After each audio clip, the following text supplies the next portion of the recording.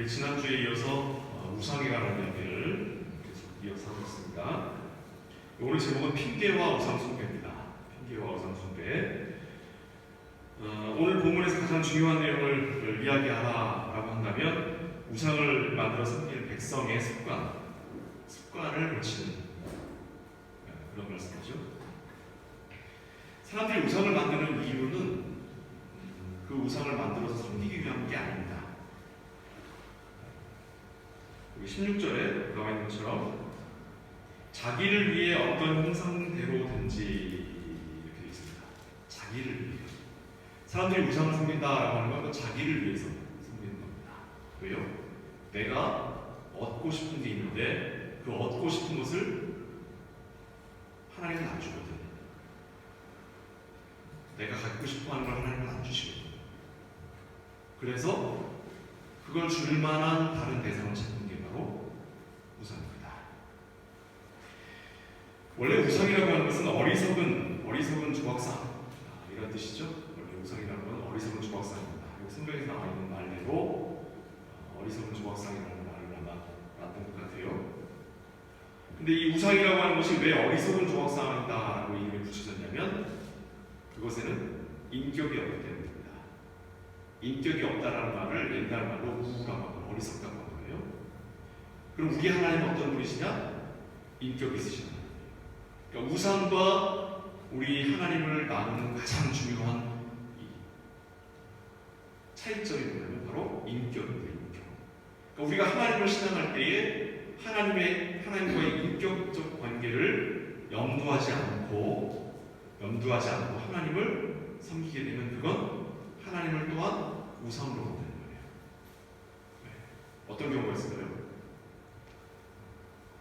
기도에 응답받는 거 지난주에 얘기했었죠. 어떻게 하면 하나님께 응답을 받을 것인가? 네. 자, 우리 학교에 가면 밴딩머신 자판기가 있는데 요건 2유로를 넣어야 물건이 음식이 나와요.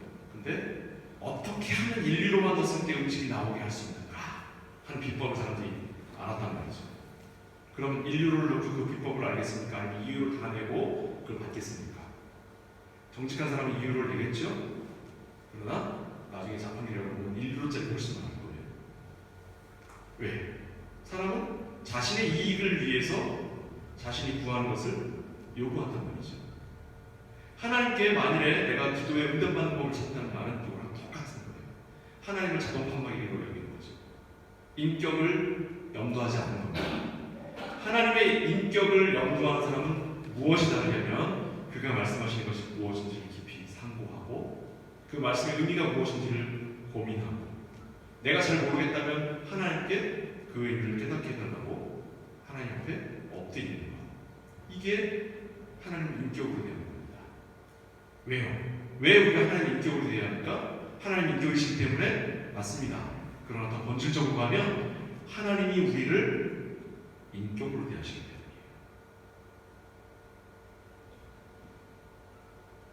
이와 같은 방식은 과거에는 이렇게 형상을 만드는 방식으로 바뀌었죠. 그만큼 지적 수준이 낮았기 때문에. 오늘날에는 이런 물건을 만들어 놓고 거기다가 절한다고 돌 하루만 코를 문지른다고 아들이 생기지 않는다는 걸 알아요. 재미로 하잖아요. 재미로 하죠. 그럼 오늘날에는 뭐가 우상이 되겠습니까? 누구나 다 동의하듯이 돈이 될 겁니다. 돈이라고 하는 것은 사실 굉장히 희한한 거예요. 우리 익숙하기 때문에 우리가 아무것도 아닌 것처럼 보이지만 돈이라고 하는 것은 원래 거기에다가 우리가 가치를 구했을 뿐이지 이건 종이 한 장일 뿐이에요. 종이 한 장. 그 종이 한 장의 원가는 몇 푼 안 할 겁니다. 근데 거기다가 100이라는 글자를 써놓으면 그게 100유로의 가치를 갖는 거고 50이라는 숫자를 찍으면 그게 50유로를 가치를 갖게 되는 거죠. 근데 여기에 포함되지 않은 게 있어요. 여기에 가치를 부여했는데 포함되지 않은 게 어이없게도 원래 이 종이의 가격, 인쇄의 가격은 이 돈에 포함이 되지 않아요. 신기하지 않아요? 신기하지 않습니까?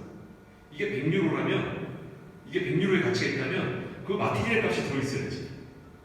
101유로, 101.50센트 이렇게 마티리얼 값이 그냥 포함되어 있어야 되는데 그걸 포함시키지 않고 있죠. 요것이 바로 정부에 우리가 그 가치를 대여하는 건데, 그래서 세금을 내는 겁니다. 시장 경제라고 하는 걸 정부가 그렇게 만들어 놓기 때문에. 이건 뭐냐면 사람들이 만들어 놓은 거예요. 그런데 그와 같은 것에 우리가 마음을 빼앗기고 그걸 조금이라도 더 갖고 싶어 하고 하는 것이 바로 뭐예요? 우상이고. 이게 어디서 오는 거예요?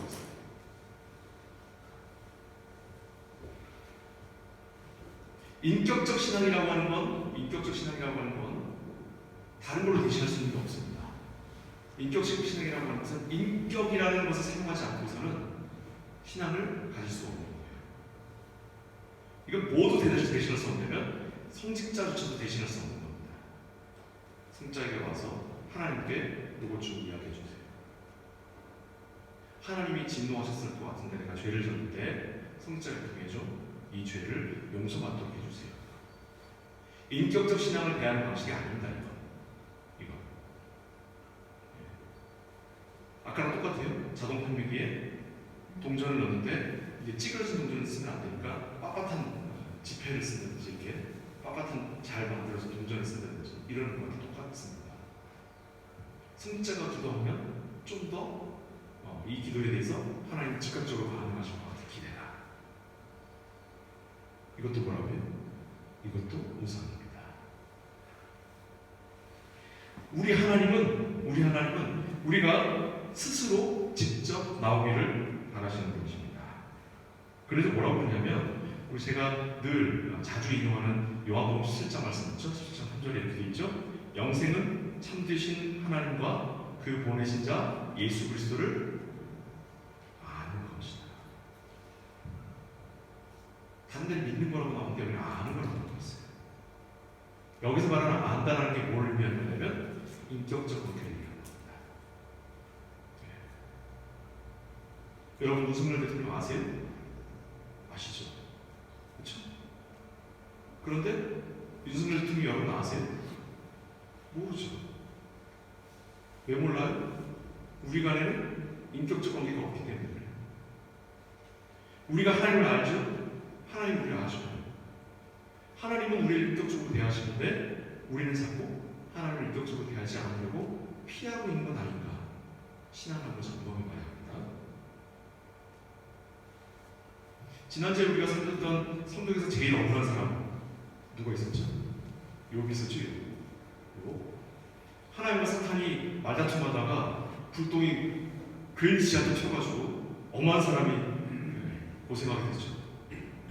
이 엄한 사람이 고생을 했는데도 불구하고 욥이 마지막에 뭐라고 고백했냐고 할 때 지난주에 살펴봤습니다.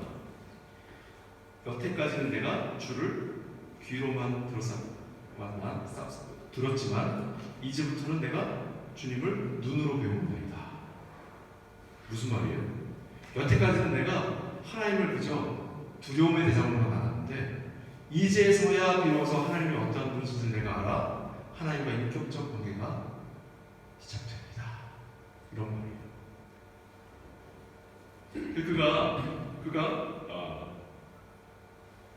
그와 같은 방식으로 신앙 고백을 했음에도 불구하고 성경은 마지막에 욥기 맨 마지막 절에 뭐라고 썼는지 아세요?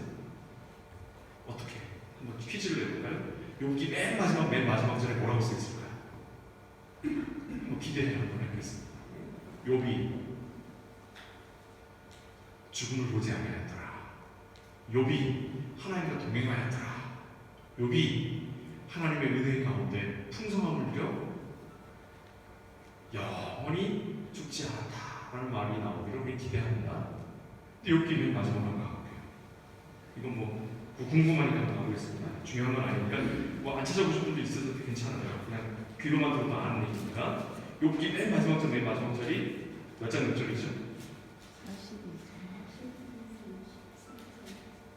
42장 17절. 누가 찾으시면 크게 한번 읽어보겠습니다. 아멘. 할렐루야. 이쯤 돼야 우리가 하나님의 자녀인 거지. 왜 웃지? 나 되게 진지한데. 너무 당연한 거예요. 너무 당연한 거.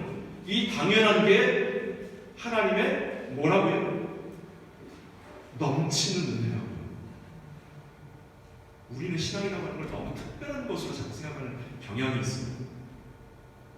욥이라고 하는 사람은 하나님과 사탄이 다퉈서 그에게 사탄이 지고 하나님이 그에게 그 이전보다 더한 어마어마한 은혜를 부어준 바로 그와 같은 사람인데, 그렇다면 최소한 성경에서 중간은 가야 될 거 아니에요. 중간은 가야 될 거 아니에요. 뭐 최소한 그가 죽을 때까지 하나님과 동행하였다, 이 정도 표현은 나와야 될 거 아니에요. 그쵸? 근데 뭐라고요? 늙어 죽었대.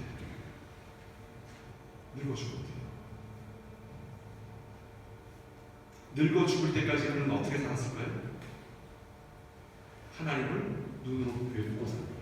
여러분, 성도의 삶은 이 세상 사람들의 삶과 그리 다르지 않습니다. 왜 다르지 않아요?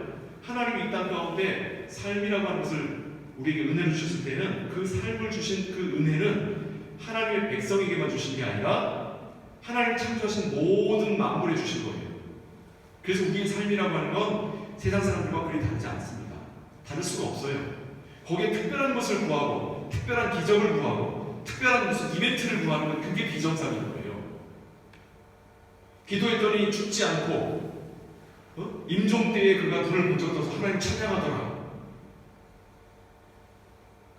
모르는 사람이란 말이에요.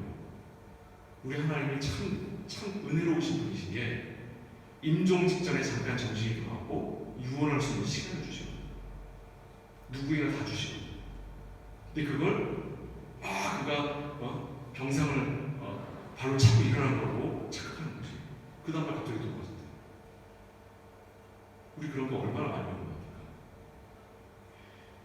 제발 신앙을 할 때에 우리가 기대하는 것, 그걸 하나님께 요구하지 마시고 하나님이 우리에게 주신 것을 감사함으로 받을 줄 아는 마음 자세가 되어야 돼요. 이러한 우상의 숭배에 관하여 오늘 본문에 보시면 다시 신명기 4장 20절에서 27절 돌아오겠습니다.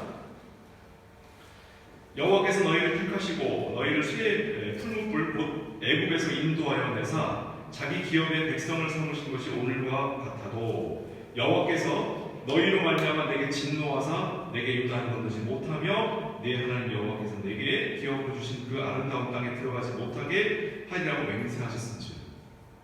지난주에 이만하면 됐다, 이걸로 더 이상 나한테 구하지 말라, 모세의 간절한 기도를 거절하셨어요. 이상해, 내가 알고 있는 하나님과 달라. 그런데 그걸 오늘 모세는 설교를 하면서 공식화하고 있습니다. 공식화하고 있어요. 근데 원래 모세가 가나안 땅을 들어가지 못한 이유는 뭐지? 백성들이 불달라고 할 때, 야, 니들이 언제까지 나한테 달라고 할 거냐? 니네 해도 너무하는 거 아니야? 열받아서 지팡이로 바닥을 2번 때리는 것 때문에 원래는 못 들어간 거죠. 근데 여기 보면 20절에서 21절에 뭐라고 나와있어요? 니들 때문이야 했었죠. 야, 니들 때문이야. 니들 때문에 나 못 들어간 거 알아. 이렇게 써있어요.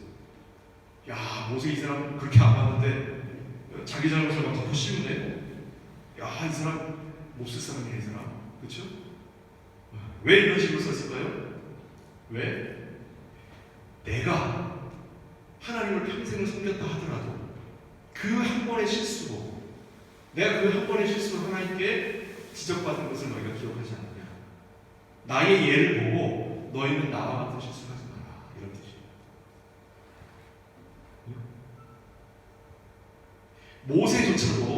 모세조차도 하나님께서 그의 간절한 기도를 거절하신 만큼 그의 실수를 하나님 용납하지 않으신 거예요.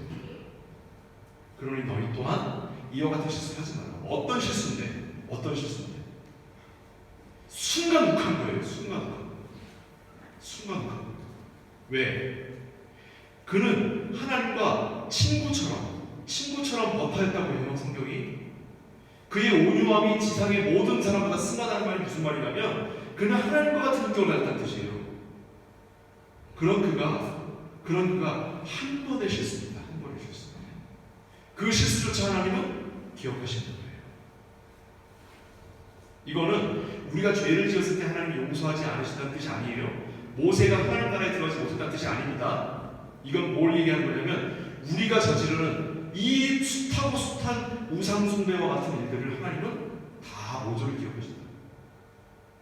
그런데 그 하나님이 아까 10편 낭독할 때 우리 어떤 하나님이라고? 그 하나님이 긍휼의 하나님이시오.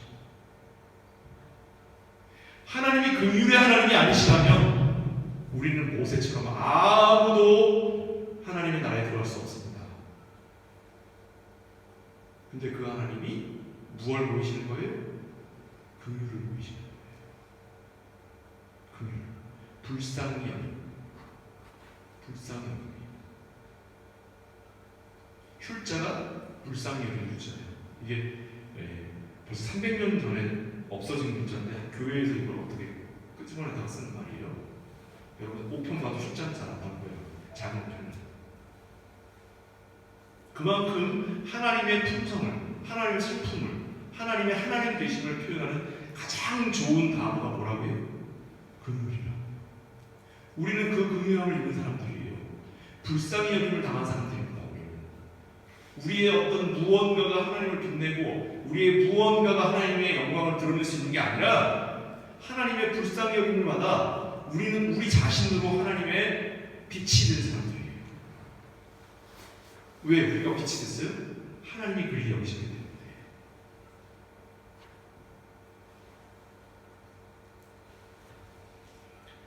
원래 모세가 가나안 땅에 들어갈 수 없었던 것은 아까도 얘기한 것처럼 민수기 20장이라고 보고요. 모세가 지팡이로 두 번 쳤기 때문입니다.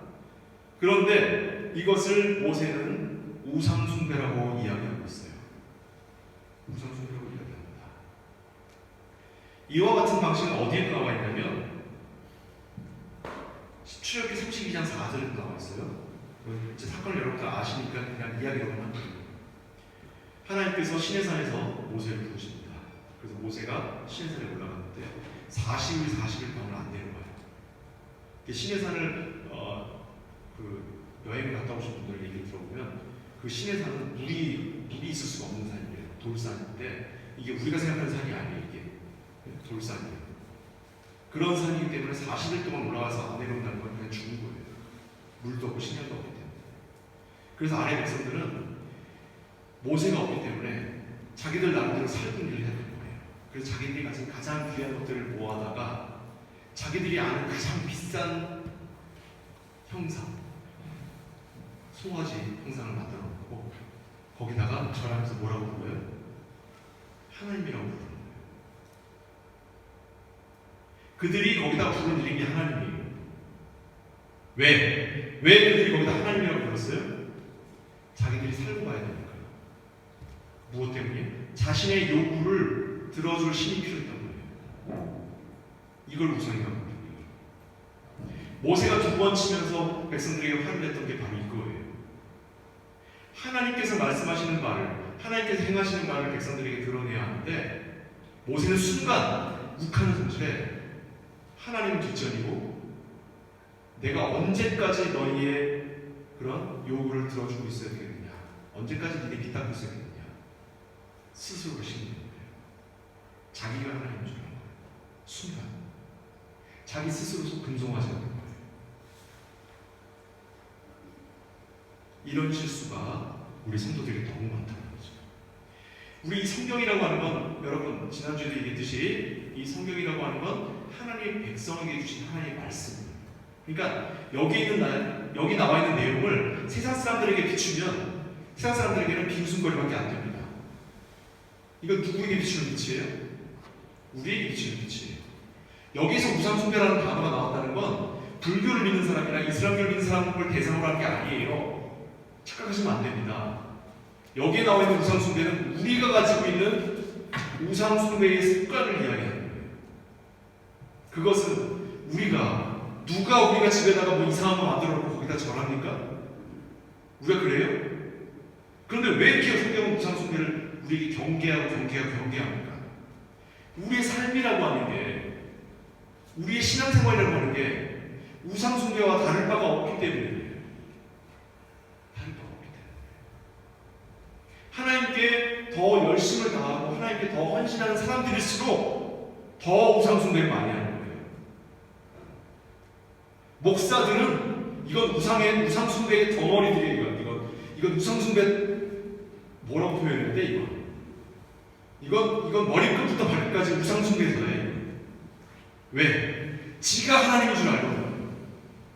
사람들이 아유 목사님하고 인사하면 처음에는 아유 아니에요 겸손하게 대하다가 이게 반복이 되면 아유 이 감히 장로가 어디 나한테 눈을 두고 이렇게 변해. 아 나 진짜 들은 얘기예요. 이게 진짜로 들은 얘기예요. 목사에게 들은 얘기 아니라 전도사에게 들은 얘기예요. 야, 우리 꼭 기억하십시다. 교회의 특별한 것들은 보편적인 것들을 위해 헌신하는 자들이에요. 그들은 대우받고 대접받는 자들이 아니라 그들은 썩어서 보편적이고 일반적인 사람들을 위해 자신을 헌신하는 사람들이 특별한 사람들이에요. 어떤 사람들이 있어요? 특별히 교회에 목사가 있고 장로가 있고 권사가 있고 집사가 있죠. 이런 사람들은 대접받으라고 직급을 올려주는 게 아니라 그들은 헌신하라고 하나씩 더 낮추는 거예요. 자기를.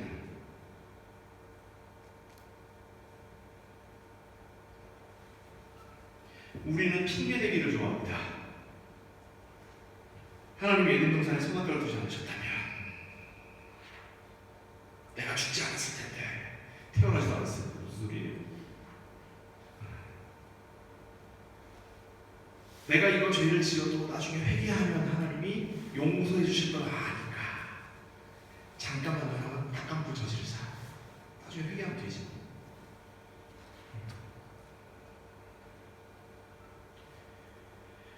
우리를 핑계대기 너무 좋아해요. 또 우리 교회 목사님이 부도덕한 행동을 했기 때문에 우리 교회가 이렇게 된 거였어. 핑계대기 좋아해요. 우리 교회 장로님, 우리 교회 다 좋은데 우리 교회 장로님, 그 장로님만 우리 교회에 가시면 안 되나? 왜 맨날 앞에 나서 정치 얘기만 하시는지 모르겠어. 핑계대기 좋아해요. 내가 아는 사람 중에 내가 속한 교회에 그와 같은 사람이 있다는 건 다 내 책임입니다. 다 우리 책임입니다. 우리가 그런 이야기를 듣기 때문에, 듣기를 좋아하기 때문에 그 사람이 그런 이야기를 하는 거예요.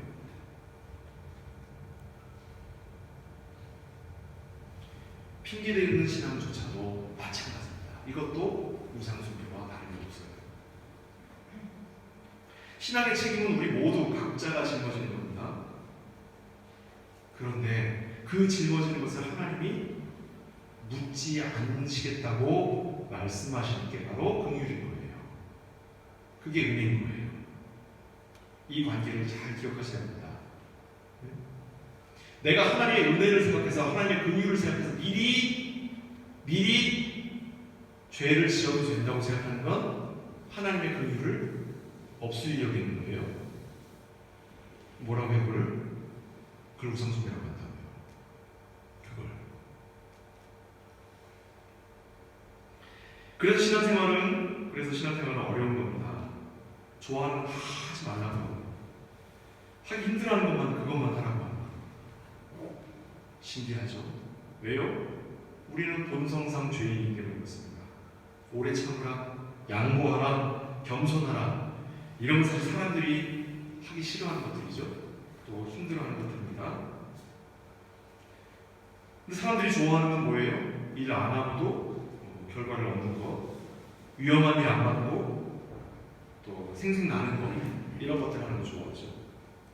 그래서 성경은 으뜸이 되는 자들을 세우는 그런 방식이 아니라 가난한 자들, 주인 자들을 채우는 거에 관심이 있어요.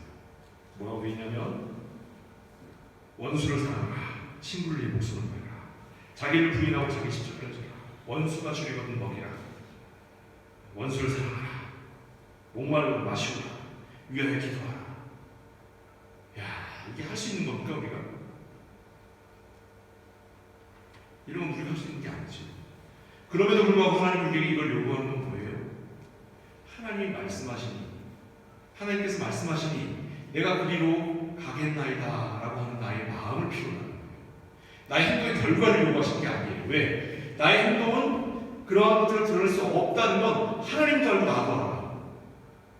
다만 이것 때문에 나 스스로를 부끄럽게 여기고 하나님께서 말씀하시는 쪽으로 내가 가려고 애를 쓰는 거, 그걸 보시는 거예요. 그리고 그것에 긍휼함을 더하시는 겁니다. 신앙은 이거예요. 신앙.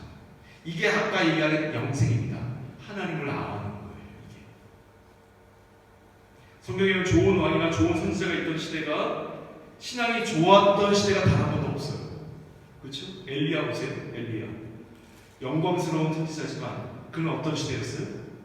하루하루를 목숨을 내놓고 살아야 되는 시대였어요. 그렇죠? 모세는 어때요? 목숨을 내어놔야 했어요. 단지 하나님이 주시는 말씀 하나만을 가지고 30세 이상 남자 60만 3,550명의 인생을 내가 결정을 해요. 이게 얼마나 끔찍한 거냐면 사업하시는 분들 회사 부도나는 거 걱정하는 게 제일 먼저 걱정하는 게 내가 망할까 봐 걱정하는 것보다는 내가 책임진 회사에 이 많은 사람들과 이 사람들이 부양해야 하는 가족들이 같이 망하는 것 때문에 걱정을 해요. 그게 맞는 거예요. 그게 지도자의 거. 그게 모세는 얼마나 큰 부담을 안고 살았겠어요. 그가 광야에서 암 안 걸린 게 참 신기한 거죠. 오늘날 살았다면 아마 위암도 있었을 거고 췌장암도 있었을 거고 간암도 있었을 거고 스트레스 너무 많이 받았어요. 어쩌면 뇌에도 암이 있었을지 모르겠습니다. 그런 삶을 산 거예요. 성경에 우리가 우러러보는 인물들 치고 어느 누구 하나 평탄한 인생을 산다는 건 없습니다. 그런데 우리가 그들의 이름을 부르면서 그와 같이 영광의 자리에 서고 싶어요. 요셉처럼 총리가 되고 싶어요. 모세처럼 놀라운 지도자가 되고 싶어요. 그게 하루아침에 되는 겁니까? 우리의 나태함과 불순종은 핑계될 수 없는 겁니다. 그와 같은 것들은 우리가 세상에 대하여 책임지고 짊어져야 하는 것들과 함께 우리가 늘 고민해야 하는 것들입니다. 성도는 늘 하나님의 말씀 앞에 엎드러져야 하고 그 말씀이 무엇을 뜻하는지 무엇을 의미하는지를 늘 고민해야 합니다. 우리가 이 세상을 살아가며 우리에게 인생이 남아있다는 얘기는 아직 우리가 하나님의 말씀을 다 알아듣지 못했다는 뜻이에요. 우리가 하나님의 말씀을 다 알아듣는 그때, 우리가 가진 것을 다 내려놓는 그때, 우리가 가진 것을 포기하고 하나님 나라에 가서 하나님 영접하는 거죠. 우리가 하나님 영접하는 모습이 어떻습니까? 꼭 진술을 풀고 동공이 열리고 항문이 열려서 우리 안에서 내놓지 않으려고 했던 모든 더러운 악취난 것들을 쏟아내잖아요. 그게 비로소 우리가 하나님을 뵙는 내가 가진 모든 것을 내어놓는 아름다운 모습이에요. 이렇게 되면 좀 이상하네. 이게 죽음을 찬양하는 건 아닙니다. 이건 그런 얘기가 아니에요. 무슨 얘기예요? 우리는 하나님의 얼굴을 뵙는 그날이 우리에게 있어서 가장 아름다운 날이에요. 우리에게 허락된 시간들을 열심히 살아내야 합니다. 열심히 살아내면서 하나님께서 요구하시는 데까지 이르도록 애를 써야 돼요. 그게 바로 성도가 가야 할 길입니다. 책임을 진다는 것은 교인 수를 늘리고 교회 건물을 크게 짓고 하는 것은 불가능해요. 좋은 목사를 만나고 좋은 설교를 듣고 적당히 헌금이나 내면 되는 게 아니에요. 교회에 문제가 많을수록 목사가 형편없는 사람일수록 내가 속해 있는 이 교회가 언제 무너질지 모르는 불안감 속에 있을수록 교회 재정은 구멍이 나고 외부적으로나 내부적으로나 어려움이 있을 때 비로소 우리가 하나님 앞에 건강하게 서야 하는 때입니다. 그것이 바로 하나님이 우리에게 주신 은혜의 때예요. 이상하죠? 이상하잖아요. 그런 때일수록 정직을 행하고 그런 때일수록 용서하고 그런 때일수록 위로하는 것, 그게 성도가 서 있을 자리라는 거예요. 하나님의 자녀가 자녀답지 않다면 그런 자녀라고 이룰 수 없겠죠. 옛날 코미디언이 했던 말이에요. 사람이 사람답지 않고 그런 거 있었죠? 사람이 아니라고. 진짜로 자녀가 아니라는 뜻이에요? 그게 아니죠. 자녀답지 않다는 뜻입니다. 우리가 과연 하나님의 자녀답다라고 하는 것이 무엇인가를 고민하도록 하십시다. 그게 무엇인지, 어떤 의무들을 쫓아 헐떡이면서 그 턱걸이 하듯이 거기에 미치는 것을 자녀라고 부르는 게 아니라 넉넉함으로 아버지와 넉넉함으로 어머니와 함께 먹고 마시는 것, 어머니의 마음을 흡족하게 드리고 아버지의 마음을 흡족하게 드리는 것, 그게 자녀 아니에요? 어떻게 하나님의 마음을 흡족하게 할 수 있겠습니까? 열심히 살아내는 거예요. 내게 주어진 이 인생을, 내게 주어진 이 세상의 삶을 하나님께서 뜻하시는 바대로 정직을 행하고 위로하며 격려하며 승리하며 살아가는 거예요. 그걸 뭐라고 해요? 사랑하라. 사랑하라. 도무지 사랑할 수 없는 걸 사랑하라고 했을 때에 그것이 하나님의 말씀인 거예요. 나를 좋아해 주는 사람을 사랑하는 것, 이건 성도만 할 수 있는 게 아니죠. 누구나 할 수 있는 거예요. 강아지도 이뻐하고 강아지가 나한테 꼬리를 줄 알아요. 나를 미워하는 자, 나만 보면 눈에 쌍심지를 키는 자, 그를 위해 내가 기도할 수 있는 것, 그를 위하여 내가 마음을 내어줄 수 있는 것, 그 사람과 한편에 서 있어 줄 수 있는 것, 이게 바로 하나님이 성도에게 요구하시는 마음입니다. 좋은 교회, 훌륭한 목사, 좋은 성도들 뒤에 서지 마시기 바랍니다. 그 뒤에 숨지 마시기 바랍니다. 우리 개인 한 사람 한 사람은 하나님과 1대1로 만나 대면하시고 인격적으로 그와 교제하셔야 돼요. 인격적으로. 그 일은 목사도 대신해 줄 수 없고 교회도 대신해 줄 수 없고 아버지나 어머니가 대신해 줄 수 있는 게 아니에요. 이제 내가 하나님을 배워옵나이다 하는 고백이 우리 미래한교회 성도들 머리 위에 그리고 마음 위에 차고 넘치기를 축복을 드립니다. 기도하겠습니다. 사랑하는 아버지 하나님, 하나님께서 우리를 자녀 삼으시고 우리를 복되게 하시고 우리에게 하나님의 마음을 내어주시고 하나님 자신을 우리에게 내어주신 것을 우리를 인격으로 대하시는 하나님 되심 아니겠습니까? 이제 우리에게 요구하시는 내가 너 거인 것처럼 너 또한 내 것과 되어라 라고 하시는 그 하나님의 말씀 따라 우리가 하나님을 인격으로 대하기를 소원합니다. 주님께서 우리에게 요구하시는 바 인격으로 하나님을 기억하고 인격으로 하나님을 대하고 인격으로 하나님을 신앙하는 자 되게 하여 주시고 그 가운데 참으로 이전까지는 하나님을 귀로만 들었사오나 이제는 눈으로 배웠나이다 라고 하는 고백이 우리의 삶 가운데 차고 넘치도록 허락하여 주옵소서. 예수 그리스도 이름으로 축복하며 기도하옵나이다. 아멘.